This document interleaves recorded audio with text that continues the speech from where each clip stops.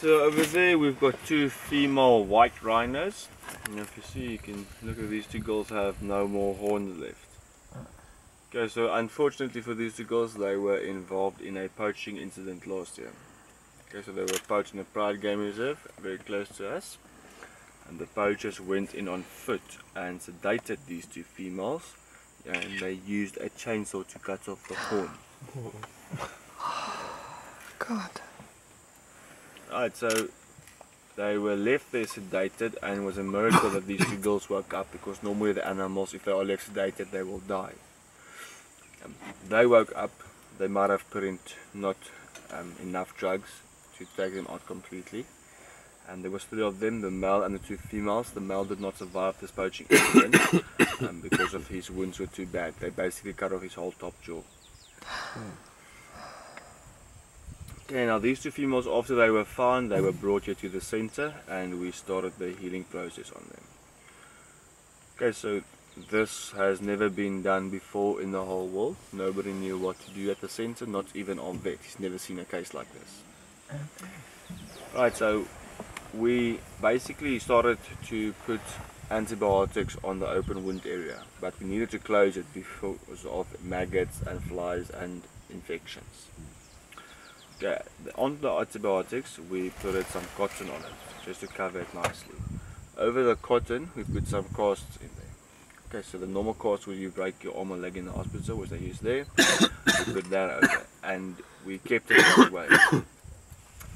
It stayed on for about 2 to 3 days, and it always used to fall off because these 2 females used to rub their noses against the trees, and they also rubbed the cast off. Okay, and we needed to sedate them the whole time, which is not healthy for any animal at all. Okay, now about 2 weeks after that we discovered the metal plate, and we just put the metal plate over, cut it into the same size with the cast is, and we fold over nicely, and that did work for a while, but then it still fell off because they still rubbed it against the trees.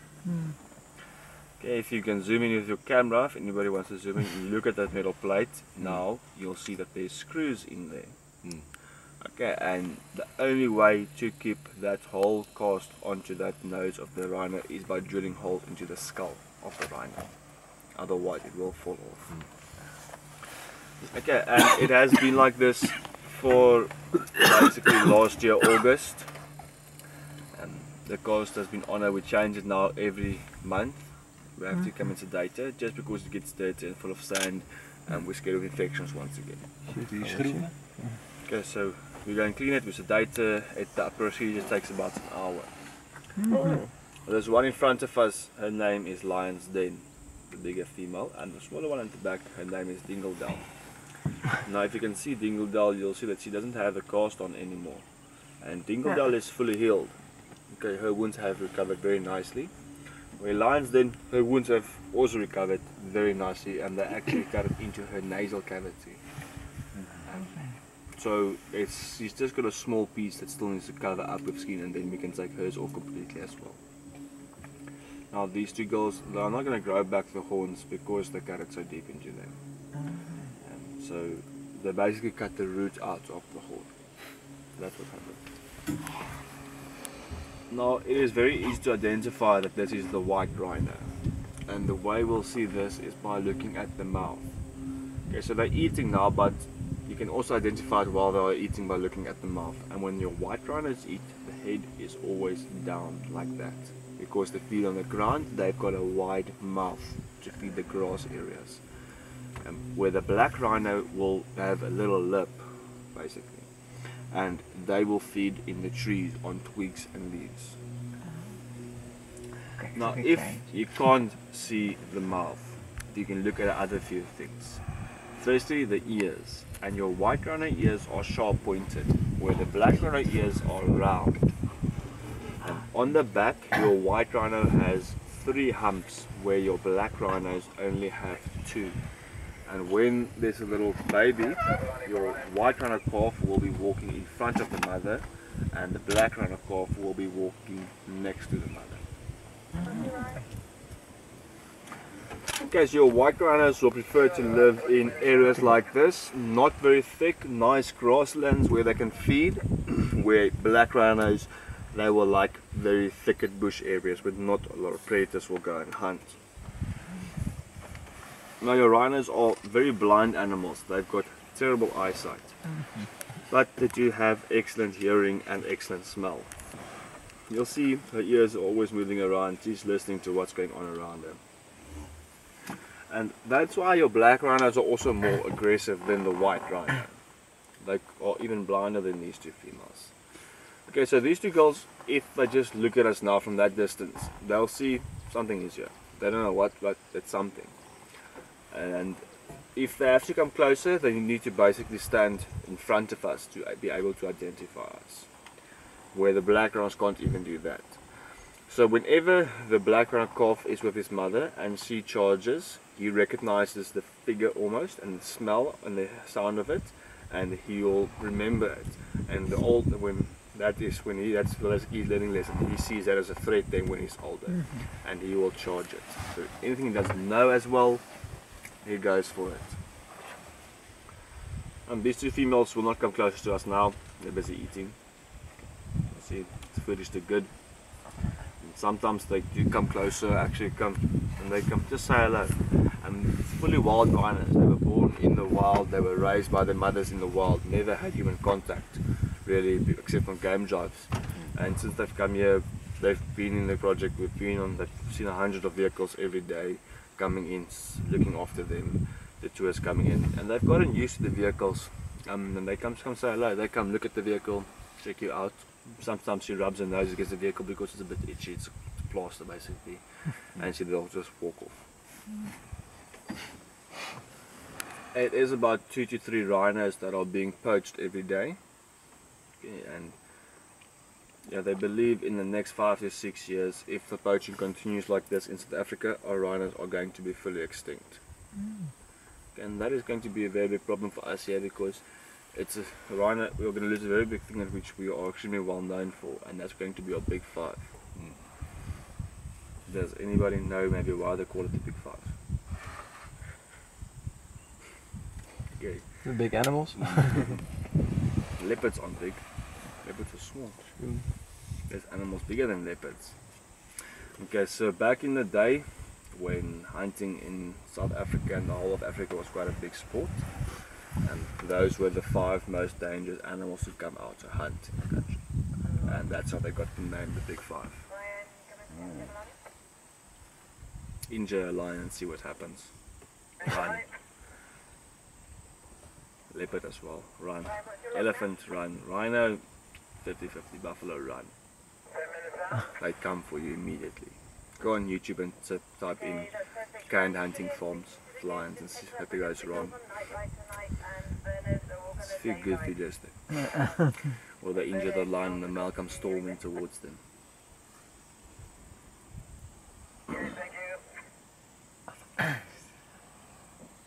And this bigger female, when she was pregnant, when she was poached, she was actually pregnant at the time. Due to the incident, she aborted the calf, stress, and they have been through a lot of trauma as well. You know, these two girls, they're not going to go back to the wild at all. Okay, firstly, because I'm not going to grab back the horns. The female rhinos use the horns to protect themselves and protecting the calves. So predators like lions will see this as an easy target, and they'll go for them. But the main problem is still poachers. Okay, so the poachers, if they go back to the farm where they came from, and the poachers go back there, which is quite likely, and they track these two females again, they'll see that they don't have any more horn, and they'll kill them right there on the spot, just because that's wasting their time, and don't make the same mistake next time they go back on the farm. Now, 1 kilogram of rhino horn is worth about 70,000 US dollars. Okay, average horn weighs about 5 kilograms. So it's a lot of money. So the warthogs are really stealing their food. The warthogs are part of your ugly 5 in South Africa. You get a big 5, small 5 and ugly 5.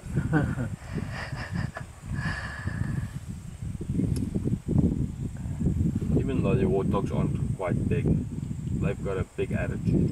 Those two tusks are quite sharp and they can do a lot of damage. Not to a rhino or elephant, but to a lion, easy leopard, easy cheetah. Tend to avoid hunting warthogs because those tusks can injure them. Your lions will go for them and your leopards will go for them though. But they can do a lot of damage. He's just checking us out. Yeah. Do you know where the warthogs get the name from? Have you ever looked at their faces very nicely? Just zoom in with the camera again and you'll see on her face they've got these little lumps on the sides of their heads and they looks like big warts. And that's where they get the name the warthog from.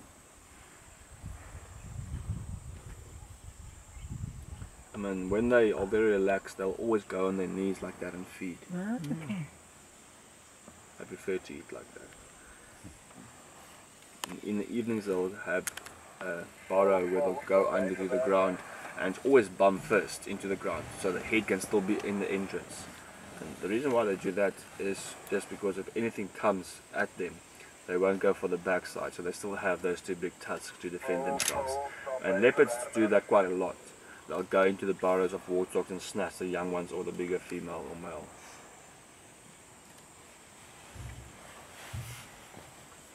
Okay, so now with your rhino poaching, they believe it's an aphrodisiac like a Viagra.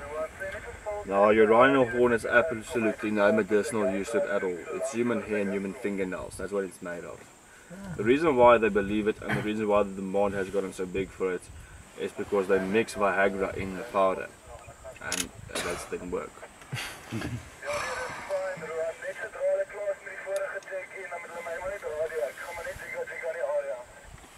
Okay, now they also started to believe that rhino horn is able to cure cancer and HIV. Yeah.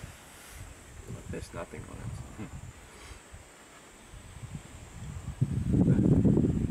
It's the same as the other, also medicinal. Yeah, medicinal use, ivory, a lot of money. Yeah.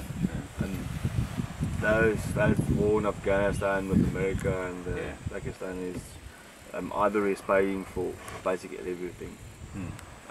The poachers sell it to them or they buy it over, they go sell ivory and that's how they get money.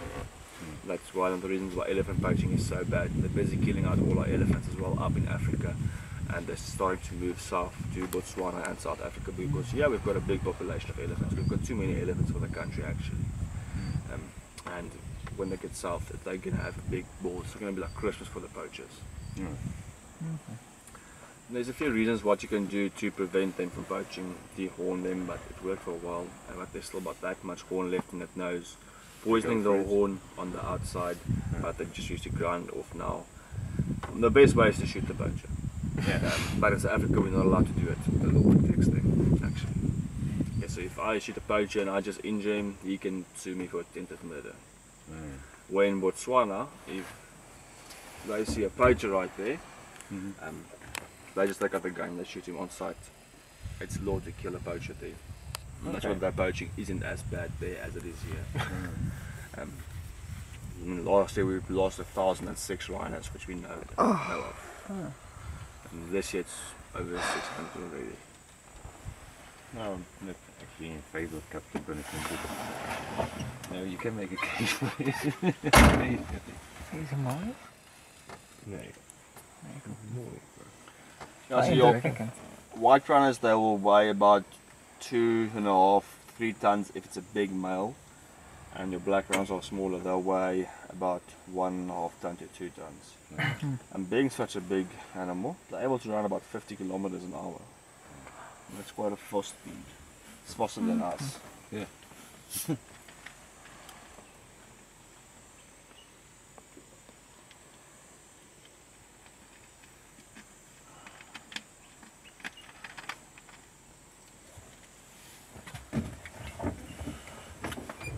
No, maar lekker.